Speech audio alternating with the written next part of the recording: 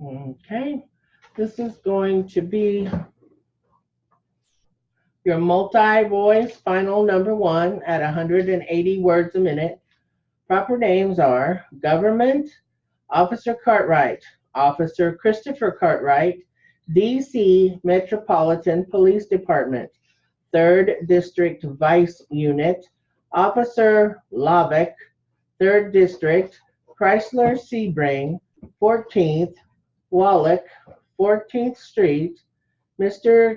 Kim Smith, Mr. Smith, Officer Peasant, Ziploc, Court, PD 95, Newport, Officer Dove, Exhibits 1 and 2, Exhibit number 1, Government's Exhibit number 1, Government's Exhibit number 2. And I'm going to be Miss Prenetta. The witness, The court. Miss Prenetta. the witness, The court. Prenetta. and then Levesque and Pizette. Lovek and Pazette. So we're going to start off with the court, and then we'll go into direct examination by Miss Prenetta. Okay. Okay, thank you. Government, call your first witness. Yes, thank you, Your Honor. The government calls Officer Cartwright to the stand. Sir, if you could approach the witness stand and remain standing, would you please raise your right hand? Thank you. You may be seated. Government, you may proceed. Thank you, Your Honor. Good morning, officer. Could you state and spell your last name for the record, please? Sure. My name is Officer Christopher Cartwright. My last name is spelled Cartwright.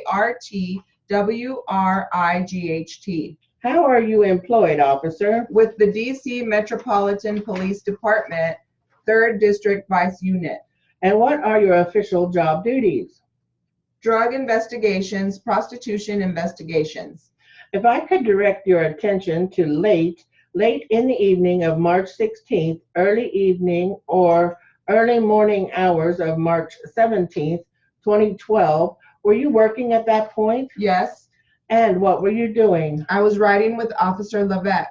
We were canvassing the 3rd District for drug activity. We were just patrolling. And what did you see shortly before midnight on March 16th, 2012? We saw a red Chrysler Sebring at 14th and Wallach as we were actually traveling northbound on 14th Street. And I saw that the rear license plate cover was blocked. Well, it had a frame around it, which would be obstructed, an obstructed license plate. So I observed that and I initiated a traffic stop. And what happened once you initiated that traffic stop? I stopped the vehicle, I exited, made contact with the driver, Mr. Kim Smith, and If I could stop you right there, is the individual who you just pointed to, is that the same Mr. Kim Smith that you saw that evening? yes, ma'am. May the record reflect on in-court identification of the defendant, Your Honor. Any objection? There is no objection, so let's go on. Please continue. I advised Mr. Smith the reason for the stop and obstructed license plate, and I asked him to produce the license and registration. He advised me he did not have a license. I asked him to step out of the vehicle. And it also should be noted that there were at least three other occupants in the vehicle, females. I asked him to step out. I directed him to go to the rear of the vehicle off of the lot. And from there, Officer Pizette observed an odor of marijuana emanating from Mr. Smith and searched his person and recovered a Ziploc with clear zips from his jacket pocket, and also a cigarette box with a burnt hand-rolled cigarette containing a green weed substance. If I could just step you back a second to what you've just said. Did you yourself observe an odor coming from the car? I did not. And how could you tell that the other officer that you referred to sensed an odor? They advised. They said so. Did she say something to you? No, I heard her say it. I heard, I can smell weed. I heard it. Your Honor, I'm showing defense counsel 2 exhibits. May I approach, Your Honor? You may. Officer, would you take a look at these items and let me know when you're done? I'm done. Thank you. Could you describe to the court what these are? That's the evidence bag and a PD 95 heat seal. The evidence bag contains the zip with the smaller clear zips that were recovered from Mr. Smith's person, his jacket pocket, by Officer Pizzat. And the PD 95, the heat seal bag, contains the Newport cigarette box that had the burnt hand-rolled cigarette, or whatever you want to call it, with the green leaf substance. And it also has the clear zip with the green weed that was found underneath the driver's seat of that car by Officer Dove. By whom? Officer Dove, ma'am. And what are the exhibit numbers? My apologies, Your Honor. Exhibits 1 and 2, and I will mark them accordingly. And you can have him, although he testified to 2 separate exhibits, can you have him cross-reference it with your exhibit numbers so that it's clear on the record? Yes, Your Honor. Officer, looking at exhibit number 1, government's exhibit number 1, could you describe just quickly what is inside of there? It's a large clear zip containing many multiple smaller clear zips. And can you just restate it for the record so it's clear? Where were these recovered from? These were recovered from Mr. Smith's jacket pocket by Officer Pizzat. And once they were recovered from Officer Pizzat, do you know what happened to these at that point? They were given to me and I put them on the property book. Thank you. Now, just going to government's exhibit number 2, and if you could just repeat for the record what is inside of there. This is a PD 95. Inside one of these bags is a PD 95 heat seal, and it contains the Newport cigarette box that contained a hand-rolled cigar with the green weed, and also the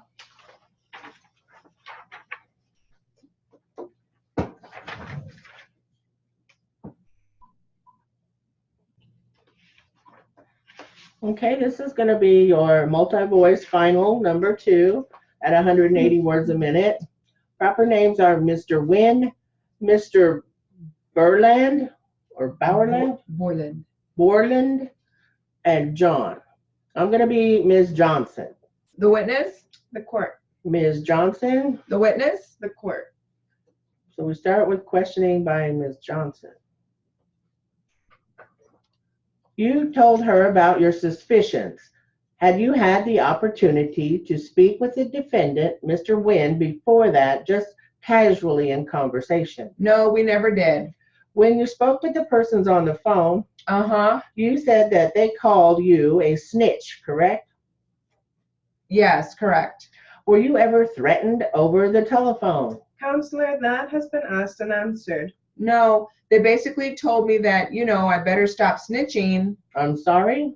They told me I better stop snitching. Stop telling.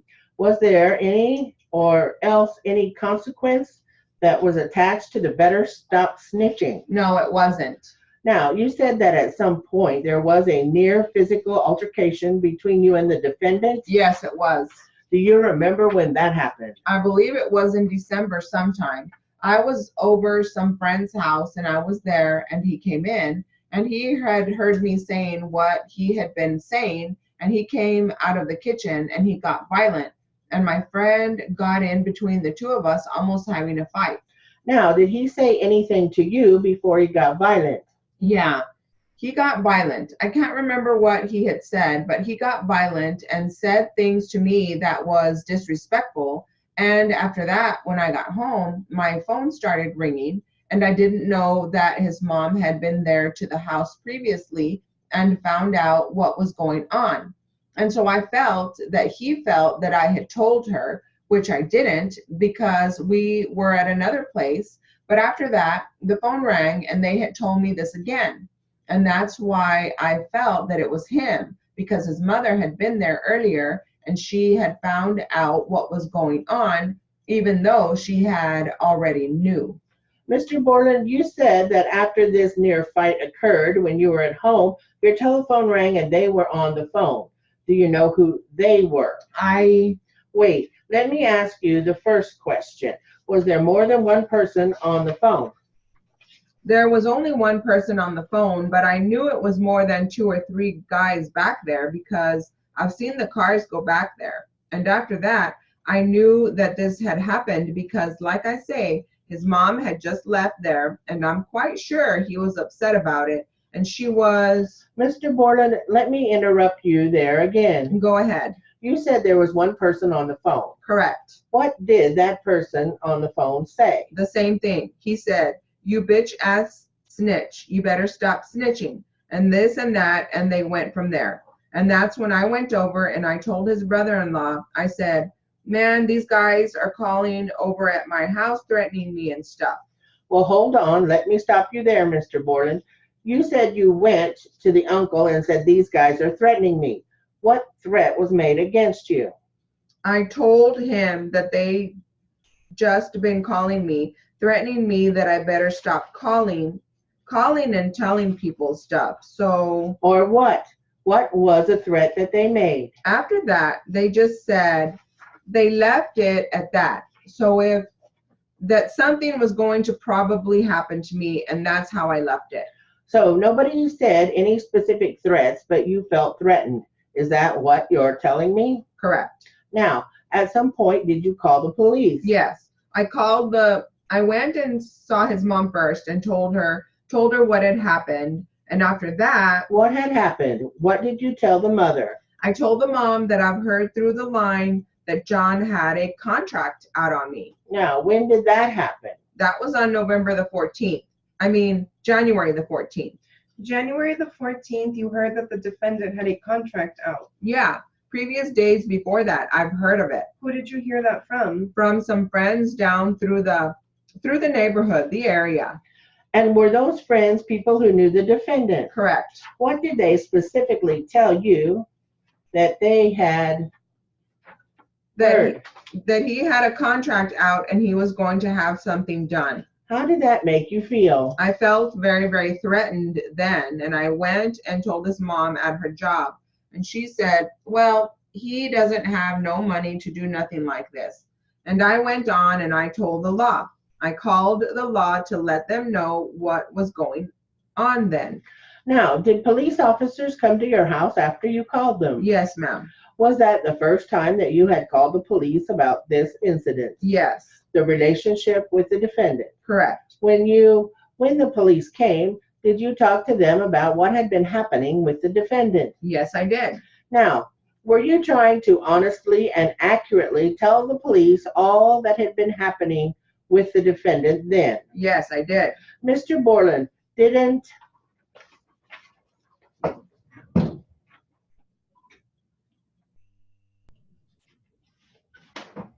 All right, this is going to be your multi-voice final number 1 at 160 words a minute. Proper names are Whittier, ROPCAN, KB Toys, John Sitter, Noble Search, and J. Pieto. I'm going to be Ms. Nash. The witness? Mr. Switzer. Ms. Nash. The witness? Mr. Switzer. We'll start with question by Ms. Nash. And was your mother living at the same address that she's living at now in Whittier? Yes. Uh-huh. And how long did you live with her then? 3 years, I believe. It was more like 3.5 years. Were you going to school during that time? Part of that time, yes, I was going to school. Where were you going to school? I have been to school different places. I went to the ROP program to become a certified nursing assistant. When did you start that? I'd have to have my resume to tell you. You can approximate. I believe it was in 1993, or I'm sorry, probably 1992.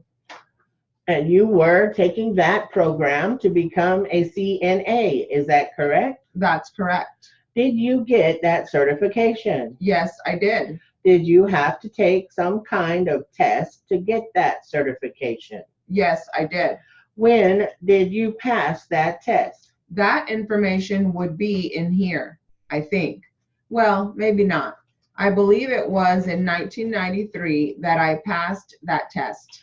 Now, were you working also during that time, or were you just concentrating on school? There were, during the time that I was at the program, Yes. the state certified nursing assistant. No, I don't believe I was working at that time. Had you any prior work experience? Yes, Where did you work? I worked at a toy store with a management position there, KB Toys. When did you work there? Some of this has been covered in interrogatory responses, so if you need help, I could find those for you. That would be great. Why don't you keep going the best you can? I'll look for those. When did you work at KB Toys? That was when I was 16, so What was your position there? I was head cashier. And who was your supervisor there? John Sitter, I believe his name was. Why did you leave that employment? Pregnancy. So you got pregnant and you quit that job, is that correct? That's correct. Did you work at all while you were pregnant? I believe it was a month into the pregnancy that I was working. But other than that, no. Were you living with your mother when you were pregnant? Yes, I was. Throughout the entire pregnancy? Yes. Do you want the dates on the employment with KB Toys? No, Okay, I just want her best recollection. I'm not that concerned about specific dates. Was that a planned pregnancy? No, it was not. Okay, so after you had the baby, did you obtain some kind of employment? Back to this. it goes backwards. Yeah, I did work from my home for a company called Noble Search. What did you do? I was basically a customer service rep. I ran my own office out of my home. Now, what kind of company is Noble Search? Noble Search was an employment company for the entertainment industry. What do you mean, an employment company? They were trying to get jobs for people that are in the entertainment industry, producers and movie cameramen and other positions to that effect. Who referred you to that job? A friend of mine through the church that I was attending had the job and was not able to do it any longer, so I was able to take her position. And this is a job that you were able to perform at home. Yes, How much did you get paid? $8 an hour, I believe, was the How long did you work there? from June 1991 to March 1992. Who was your supervisor or whoever you reported to? That would be Jay Piedo, Piedo. Why did you leave that job? I was ready to go to college and I wanted to find a job outside the home. So, did you go to college? Did you complete the program? Yes, I did. Is that when you went to the ROP program or after? No, this is after the ROP program. Oh, I see. Okay. Well, then your dates are wrong, I think, on what you just told me on the ROP program. Yes, that might be. You are probably correct about that. Can you estimate right now while I look it up? That is all right. Don't worry about it. Did you say that you quit the job at KB Toys because you got pregnant? Well, because I was pregnant and I was also experiencing the morning sickness, and it was hard for me to work like under those circumstances. Had you ever had any hospitalizations? And